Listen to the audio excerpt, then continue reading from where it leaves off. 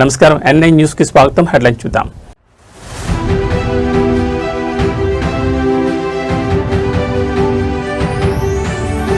లోక్సభలో అమరావతి బిల్లు ఆమోదం.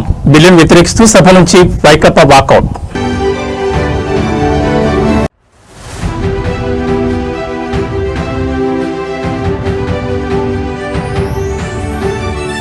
కేరళ గడ్డపై సీఎం రేవంత్ రెడ్డి గర్జన. కేసీఆర్ పినరయి విజయన్లు ఒక్కటేనని విమర్శ.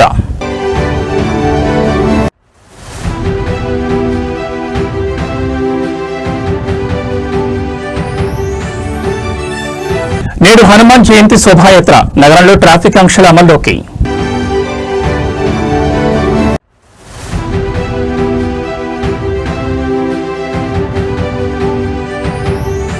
ఇరాన్తో ఒప్పందం చేసుకునే ప్రసక్తే లేదు. 3 వారాల్లో కఠిన చర్యలుంటాయని ట్రంప్ వార్నింగ్.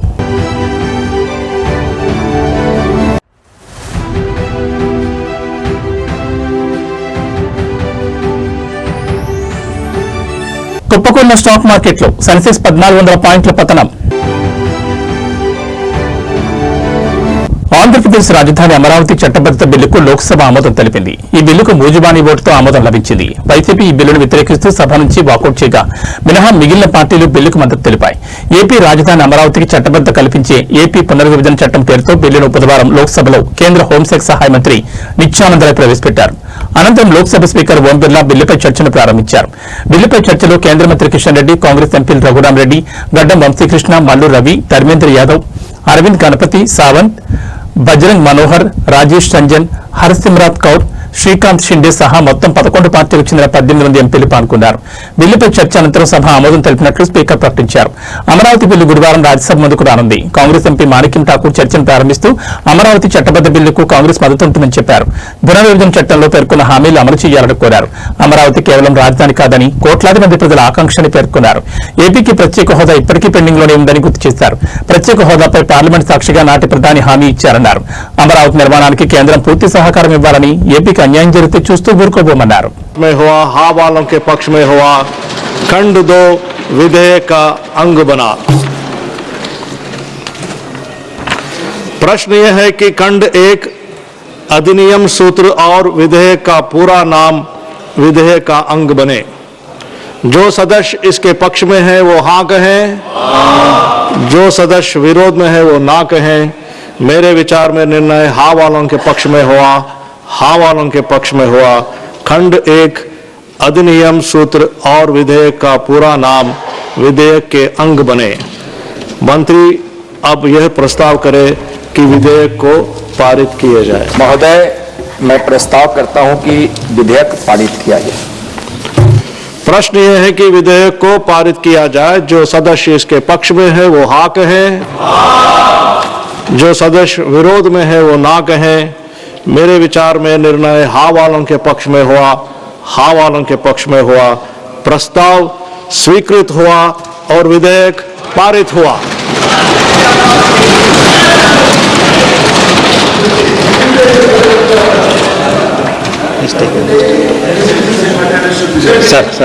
आइटम नंबर 9 जन विश्वास विधेयक 2026। माननीय मंत्री जी।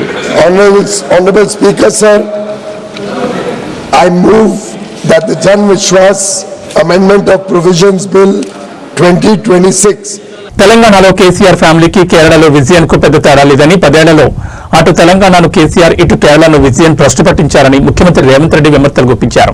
2023 డిసెంబర్లో తెలంగాణలో బీఆర్ఎస్ ప్రభుత్వాన్ని ఓడించామని, ఈ నెలలో కేరళలో కూడా 10 ఏళ్ల పాటు ఉండేలా యూడీఎఫ్ ప్రభుత్వం రాబోతోందని జోస్యం చెప్పారు. కేరళ పర్యటనలో ఉన్న రేవంత్ రెడ్డి అక్కడ తన 2వ రోజు పర్యటనలో భాగంగా ఇవాళ కొచ్చిన్లో యూడీఎఫ్ కూటమి మేనిఫెస్టోను స్థానిక నేతలతో కలిసి విడుదల చేస్తారు. మొత్తం 5 గ్యారంటీలతో ఈ మేనిఫెస్టోను రూపొందించారు. ఈ సందర్భంగా కేరళ సీఎంపై ఆయన ఘాటు వ్యాఖ్యలు చేశారు. ఈ సందర్భంగా కేరళ సీఎం పినరయి విజయన్ కు రేవంత్ రెడ్డి సవాల్ విసిరారు. తెలంగాణ ప్రజాపాలన నడుస్తోందని, మా రాష్ట్రానికి వచ్చి 6 గ్యారంటీలు ఎలా అమలవుతున్నాయో చూడాలని ఛాలెంజ్ చేశారు. తెలంగాణలో మేము పాలకులుగా కాకుండా సేవకులుగా పనిచేస్తున్నామని, ఉప ఎన్నికలు, స్థానిక సంస్థల ఎన్నికల్లో ప్రజలు మాకు మద్దతు తెలిపారన్నారు. తెలంగాణలో 67,173 ప్రభుత్వ ఉద్యోగాలు ఇచ్చాం. రైతుల రుణాల మాఫీ చేశామన్నారు. రైతు భరోసాకు 18 కోట్లు ఇచ్చినట్లు వెల్లడించారు. నాకు మంత్రిగా అనుభవం లేకపోయినా ప్రజల జీవితాలను చూసిన అనుభవం ఉందన్నారు. కేరళ మరో తెలంగాణ కాబోదన్నారు. కేరళ గెలుస్తుంది, యూడీఎఫ్ నడిపిస్తుంది అనే నినాదంతో ఇందిరా గ్యారంటీ పేరుతో పలు ఆకర్షణీయమైన పథకాలను తమ ఎన్నికల హామీలుగా యూడీఎఫ్ ప్రకటించింది. మహిళా సంక్షేమం కింద కేఎస్ఆర్టీసీ బస్సుల్లో మహిళలకు ఉచిత ప్రయాణం, కళాశాల విద్యార్థులకు నెలకు ₹1000 ఆర్థిక సహాయం ఇస్తామని హామీ ఇచ్చారు. సామాజిక పెన్షన్ పథకం కింద సంక్షేమ పెన్షన్లో 3000కు పెంపు, మాజీ ముఖ్యమంత్రి ఉమన్ చాందీ పేరుతో ప్రతి కుటుంబానికి 25 లక్షల వరకు ఉచిత ఆరోగ్య బీమా కల్పించనున్నట్టు తెలిపారు. వ్యాపారాలు ప్రారంభించే యువతకు 5 లక్షల వరకు వడ్డీ లేని రుణాలు, నిరుద్యోగుల కోసం జాబ్ వాచ్ టవర్, యువశ్రీ పథకం అమలు చేస్తామని పేర్కొన్నారు. ప్రభుత్వ ఆసుపత్రుల్లో రోగులకు బెడ్ పొందడం ప్రాథమిక హక్కుగా పడుకోవాల్సిన అవసరం ఉండదు, మారుస్తామని ప్రకటించారు. 350 crores. Till date I have paid to corporation from the government budget 10,000 crores. Last week I have completed 10,000 crores target. Women is getting benefit every month at least 6,000 to 7,000 rupees each woman. They are saving while they are traveling to college, they are traveling to their job, they are traveling to temple, they are traveling to their parents' home. Within the state, anywhere, they can travel without any charge. And I am giving Gruha Jyoti 200 units free power to poorest of the poor. 50 lakh families are getting that benefit. I have given 4,50,000 Indirama houses. Whoever is selecting that Indirama house, they are getting 5 lakh rupees free of cost. This month end, we are going to inaugurate 1 lakh houses in one stroke. Last year I paid 5,500 crores to that Indirama houses for poorest of the poor, who are Dalits, Adivasis, minorities. I am giving all these houses in the name of women. Like this, we are giving 500 rupees cylinder. We are giving, all these days we have been discussing about solar power.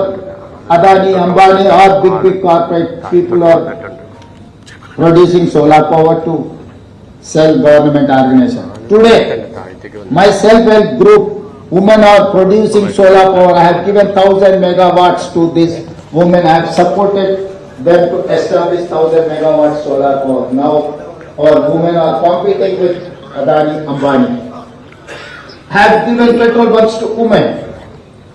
Have given 1,000 RTC buses. They have purchased 1,000 RTC buses. Now they have hired those buses to corporation. They are not traveling free bus. They are owner of the buses. This is what our success story. This is what our guarantees. Now, the time has come. Kerala people have to decide who has to run the government. I am assuring you, I am going to be there. I am going to stand along with Kerala people. My friends are going to, my UDF friends are going to implement this 5 guarantees. This is what my guarantee for Kerala people. I am here on my side. Next 20-25 years, I am going to serve poorest of the poor. Whenever Kerala people request, whenever Kerala people want to come here, I will come, I will support Kerala people. I have 28 months experience only as a chief minister, but this experience has come from ground level. From Karyakarta level to chief minister, from poorest of the poor, women, Adivasi, Dalits, to richest of the richest person. Today I am handling. Hanuman జయంతిని పురస్కరించుకుని ఇవాళ నగరంలో భారీ శోభాయాత్రలు నిర్వహించనున్నారు. ఈ నేపథ్యంలో ప్రయాణికులకు ఇబ్బందులు కలగకుండా హైదరాబాద్ ట్రాఫిక్ పోలీసులు కఠినమైన ఆంక్షలు విధించారు. నగరంలో ప్రధానంగా 2 వైపుల నుంచి శోభాయాత్రలు ప్రారంభం కానున్నాయి. మొదటి శోభాయాత్ర గౌలిగూడ రామ్ మందిర్ నుంచి ప్యారడైజ్ జంక్షన్ వరకు, రెండో శోభాయాత్ర కర్మన్ ఘాట్ హనుమాన్ ఆలయం నుంచి కోటి వరకు కొనసాగుతాయి. ఇవాళ ఉదయం 9 గంటల నుంచి రాత్రి 8 గంటల వరకు ఈ ఆంక్షలు అమల్లో ఉంటాయి. ఊరేగింపు ముందుకు కదిలే కొద్దీ ఆయా ప్రాంతాల్లో దశల వారీగా ట్రాఫిక్ మళ్లింపులు లేదా నిలిపివేతలుంటాయి. ఈ మేరకు శోభాయాత్రకు వెళ్లే Koti, Abids, Narayanguda, RTC X roads, Musheerabad, Secunderabad పరిసర ప్రాంతాల్లో ట్రాఫిక్ ఆంక్షలు అమల్లో ఉంటాయి. సాధారణ ప్రయాణికులు ఇబ్బంది పడకుండా ఉండేందుకు ఎల్బీ నగర్, ఉప్పల్, తార్నాక, సికింద్రాబాద్, మెహదీపట్నం నుంచి ప్రయాణించాలని ట్రాఫిక్ పోలీసులు ప్రత్యామ్నాయ మార్గాలను సూచించారు. శోభాయాత్ర సజావుగా సాగేందుకు నగరవాసులు సహకరించాలని, నగరవాసులు ప్రయాణాలను ముందుగానే ప్లాన్ చేసుకోవాలని పేర్కొన్నారు. అత్యవసర పరిస్థితుల్లో సమాచారం కోసం తమ హెల్ప్ లైన్ నెంబర్ 9010203626 కు కాల్ చేయాలని హైదరాబాద్ ట్రాఫిక్ విభాగం వెల్లడించింది.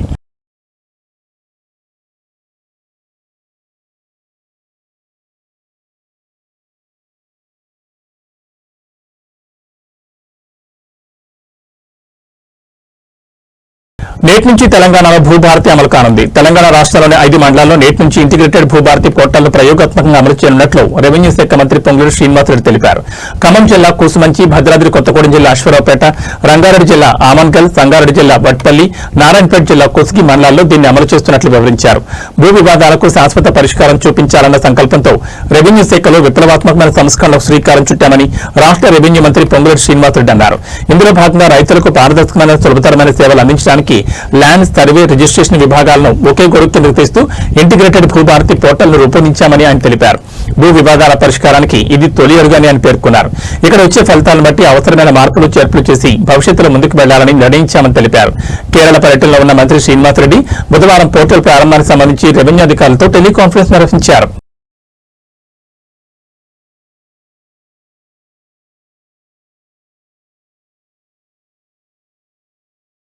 నిజామాబాద్ జిల్లా వర్ణి మండలం జలాల్పూర్లో అధికార పార్టీ నేత అహంకారం పరాకాష్ఠకు చేరింది. సర్పంచ్ ఎన్నికల్లో తనకు మద్దతు తెలపలేదన్న కక్షతో ఒక దళిత యువకుడిపై కాంగ్రెస్ సర్పంచ్ భర్త విచక్షణారహితంగా దాడికి పాల్పడ్డారు.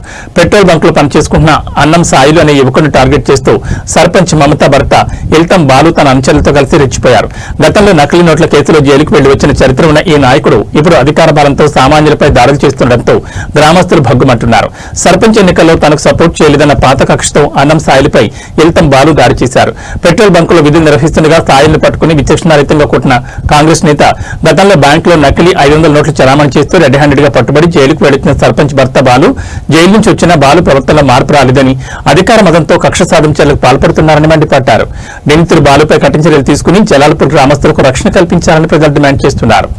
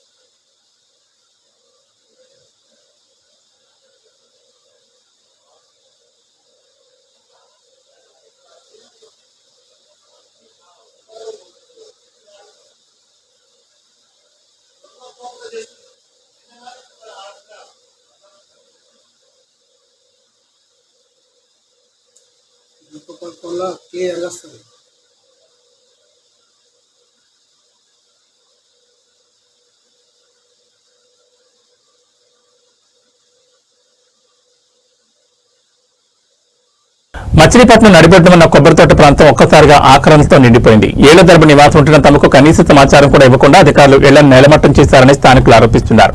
నిరుపేదల ఇళ్లను కూల్చడంపై సమాచారం అందుకున్న మాజీ మంత్రి పేర్ని నాని కుమారుడు వైఎస్ఆర్సీపీ నేత పేర్ని కిట్టు తక్షణం అక్కడికి చేరుకున్నారు.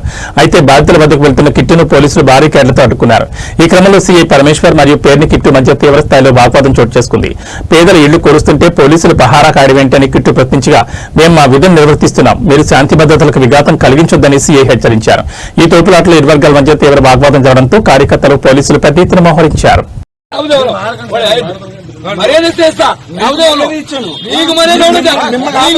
మీకు మర్యాద చాలా ఎక్కువ. మీరు చేసే పనులకి నాకు అన్ని తెలుసులే గానీ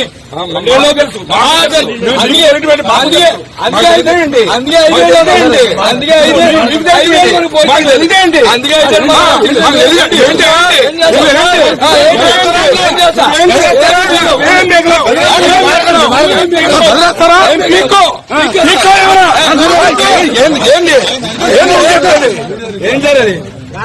ఏం చెప్పాను నువ్వు? చూపించుకో. ఓటు పెడతాను నేను మిమ్మల్ని ఆపలేదు.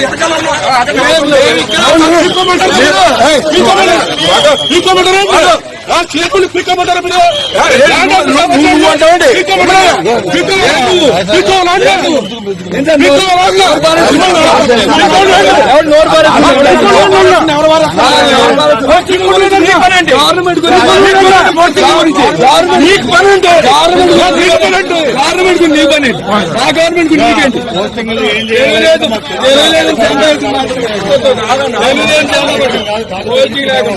మరి అంత అన్యాయంగా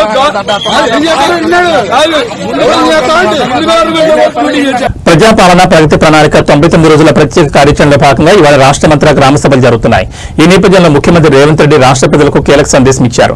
ప్రజాప్రభుత్వం బాధ్యతలు స్వీకరించి 2 సంవత్సరాలు 3 నెలలు పూర్తయిందని, ఆర్థిక సవాళ్లను అధిగమిస్తూ గత పాలకులు తప్పిదాలను సరిచేస్తూ సంక్షేమం అభివృద్ధి విషయంలో రాజీ పడకుండా మన ప్రభుత్వం పనిచేస్తుందని అన్నారు. మేం పాలకులం కాదు సేవకులం అన్న భావనతో ప్రజల ఆకాంక్షలు అవసరాలే కేంద్ర బిందువుగా నిత్యం శ్రమిస్తున్నామని పునరుద్ఘాటించారు. ప్రతి నిర్ణయంలో ప్రజల మేలు సామాజిక బాధ్యత రాష్ట్ర భవిష్యత్ దృష్టిలో పెట్టుకుంటున్నామని స్పష్టం చేశారు. ఉప ఎన్నికలు పంచాయతీ ఎన్నికలు మున్సిపల్ ఎన్నికల్లో వరుస విజయాలతో ప్రజాపాలనకు మీ ఆమోదం మద్దతు ప్రకటించారు. మీరిచ్చిన ఈ ఫలితాలు మా బాధ్యతను మరింత పెంచాయన్నారు. ప్రభుత్వ పథకాలంటే కాగితాలపై కాదు ప్రజల జీవితాల్లో స్పష్టమైన మార్పు తేవాలన్నది మా సంకల్పం అని చెప్పారు. ఆ ఉద్దేశంతోనే ప్రజాపాలన ప్రగతి ప్రణాళిక పేరుతో కార్యక్రమాన్ని ప్రారంభించామన్నారు. మార్చి 6 నుంచి 99 రోజుల పాటు గ్రామ స్థాయి నుంచి రాష్ట్ర స్థాయి వరకు అన్ని శాఖల సమన్వయంతో ఈ కార్యక్రమం ఒక ఉద్యమంలో సాగుతుందన్నారు.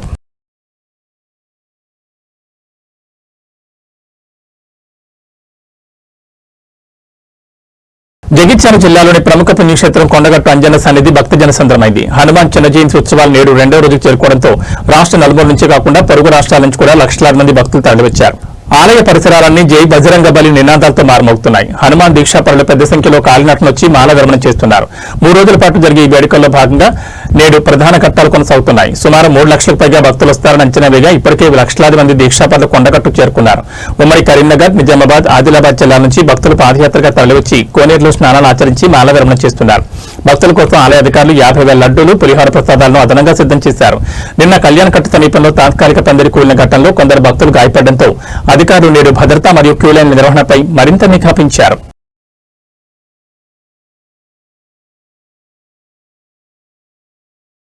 కడప జిల్లా ఒంటిమిట్ట కోదండరామస్వామి బ్రహ్మోత్సవాల్లో భాగంగా జరుగుతున్న సీతారాముల కళ్యాణోత్సవం వివాదాలకు వేదికైంది. లైంగిక ఆరోపణలు ఎదుర్కొంటున్న టీటీడీ చైర్మన్ బీఆర్ నాయుడు ఈ పవిత్ర వేడుకకు హాజరు కావడంపై భక్తులు మరియు విపక్షాల నుంచి తీవ్ర అభ్యంతరాలు వ్యక్తమవుతున్నాయి. ఒకవైపు తనపై వస్తున్న ఆరోపణలతో పదవికి రాజీనామా చేయాలనే డిమాండ్లు వెలువెత్తున్నా ఆయన ఏమాత్రం లెక్క చేయకుండా చైర్మన్ హోదాలో ముఖ్యమంత్రి చంద్రబాబు నాయుడుకు స్వాగతం పలకడం ఇప్పుడు చర్చనీయాంశంగా మారింది. తీవ్రమైన లైంగిక ఆరోపణలు ఎదుర్కొంటున్న వ్యక్తి పవిత్రమైన టీటీడీ చైర్మన్ పదవిలో కొనసాగడంపై భక్తులు పెదవిరుస్తున్నారు. తిరుమలలోనే కాకుండా నేడు ఒంటిమిట్టలో కూడా చైర్మన్ హోదాలో ముఖ్యమంత్రికి బీఆర్ నాయుడు స్వాగతం పలికారు. నైతిక బాధ్యత వహించి వెంటనే పదవి నుంచి తప్పుకోవాలని సోషల్ మీడియాలో మరియు భక్తుల నుంచి పెద్ద ఎత్తున డిమాండ్లు వినిపిస్తున్నాయి. చైర్మన్ పై వస్తున్న ఆరోపణలపై ముఖ్యమంత్రి చంద్రబాబు నాయుడు ఇప్పటి వరకు ఎలాంటి చర్యలు తీసుకోకపోవడంపై రాజకీయ విమర్శలు వెల్లువెత్తున్నాయి. పవిత్రమైన సీతారాముల కళ్యాణ ఘట్టంలో ఎలాంటి వివాదాస్పద వ్యక్తులు పాల్గొనడం ఆలయ పవిత్రతకు భంగం కలిగించవేనని పలువురు అభిప్రాయపడుతున్నారు.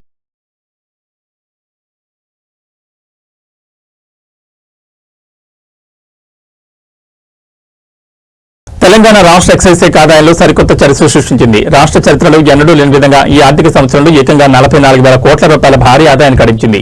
గత ఏడాదితో పోలిస్తే ఈసారి ఆదాయం 7% పెరగడం విశేషం. ముఖ్యంగా డిసెంబర్ నెలలో జరిగిన మద్యం విక్రయాలు ఎక్సైజ్ శాఖ ఖజానాన్ని నింపేశాయి.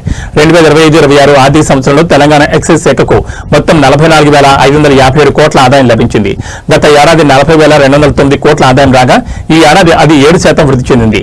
న్యూ ఇయర్ వేడుకల పుణ్యమాని కేవలం ఒక్క డిసెంబర్ నెలలోనే 5,051 కోట్ల విలువైన మద్యం అమ్మకాలు జరిగాయి. మద్యం అమ్మకాల ద్వారా 39,368 కోట్లు రాగా కొత్త దుకాణాల దరఖాస్తులు, వైన్స్ మరియు బార్ల అద్దె రూపంలో 5,189 కోట్ల అదనపు ఆదాయం సమకూరింది. ఎక్సైజ్ శాఖ చరిత్రలో ఇది ఒక మైల్ రాయని అధికారులు హర్షం వ్యక్తం చేస్తున్నారు.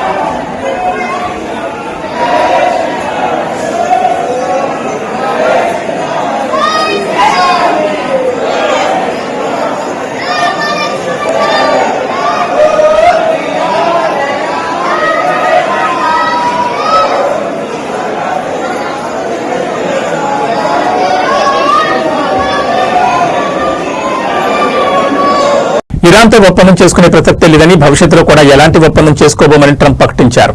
అమెరికా ప్రజలను ఉద్దేశించి ట్రంప్ ప్రసంగించారు. రాబోయే 2-3 వారాల్లో ఇరాన్పై కఠిన చర్యలుంటాయని హెచ్చరించారు. ఇరాన్ అంతు చూస్తామని, చమురు క్షేత్రాలపై దాడి చేస్తామని వార్నింగ్ ఇచ్చారు. కాకపోతే యుద్ధం మాత్రం చాలా త్వరగా ముగుస్తుందని సంకేతాలిచ్చారు. ఎట్టి పరిస్థితుల్లో ఇరాన్ను అణ్వస్త్ర శక్తిగా మారడానికి ఒప్పుకోమని తేల్చి చెప్పారు. ఇరాన్పై ఆపరేషన్ ఎపిక్ ఫ్యూరీ కొనసాగుతుందని వెల్లడించారు. అయితే ఈ సందర్భంగా తనతో సూచన అన్నారు. హార్మోజ్తో అమెరికాకు ఎలాంటి ఇబ్బంది లేదని, దాంతో మాకంత పని లేదన్నారు. హార్మోజ్పై ఆధారపడే దేశాలే కాపాడుకోవాలని హితో పలికారు.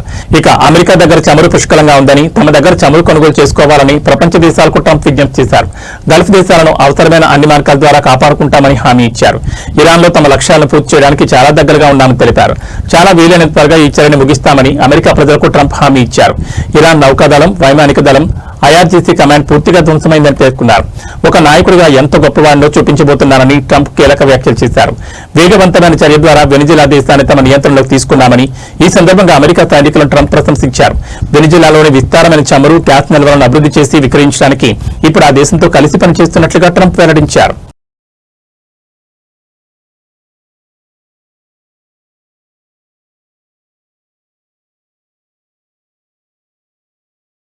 పసిడి ప్రియులకు శుభవార్త. పశ్చిమాసియా యుద్ధం కారణంగా బంగారం, వెండి ధరలు ఎలా ఉంటాయోననే భయాందోళన చెందుతున్న తరుణంలో మగువలకు తీపి కబరందింది. నిన్నటి రోజున భారీగా పెరిగిన బంగారం, వెండి ధరలు కొన్ని గంటల వ్యవధిలోనే భారీగా తగ్గాయి. పెళ్లిళ్లు, శుభకార్యాల సమయంలో భారీ బోరట్ లభించింది. తులం గోల్డ్పై 1530 తగ్గ, కిలో వెండిపై 5000 తగ్గింది. తులం గోల్డ్పై 1530 తగ్గడంతో బులియన్ మార్కెట్లో 24 క్యారెట్ల 10 గ్రాముల ధర 151,420 దగ్గర ట్రేడ్ అవుతోంది. ఇక 22 క్యారెట్ల 10 గ్రాముల ధరపై 1400 తగ్గడంతో 138,800 దగ్గర అమ్ముడవుతోంది. ఇక 18 క్యారెట్ల 10 గ్రాముల బంగారం ధరపై 1440 తగ్గడంతో 113,570 దగ్గర ట్రేడ్ అవుతోంది. సిల్వర్ ధర కూడా భారీగా దిగొచ్చింది. గురువారం కిలో వెండిపై ఏకంగా 5,000 తగ్గింది. దీంతో బులియన్ మార్కెట్లో కిలో వెండి ధర 2,50,000 దగ్గర అమ్ముడవుతోంది. హైదరాబాద్, చెన్నైలో మాత్రం కిలో వెండి ధర 2,55,000 దగ్గర ట్రేడ్ అవుతోంది. ఢిల్లీ, కోల్కతా, ముంబై, బెంగళూరులో మాత్రం కిలో వెండి ధర 2,50,000 దగ్గర అమ్ముడవుతోంది.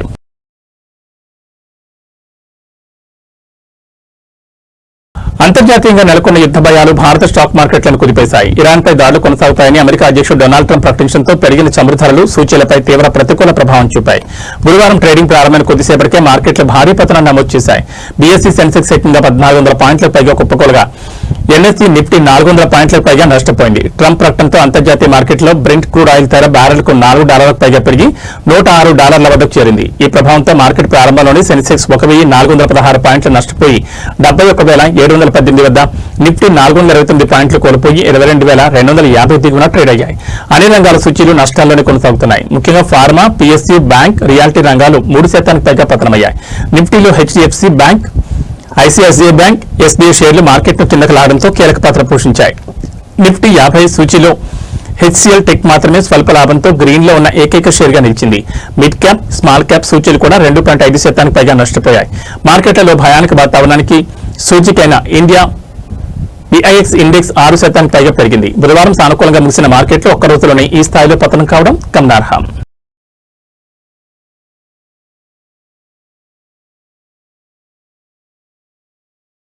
ఏబీ బులెటిన్ విశేషాలు. నమస్కారం.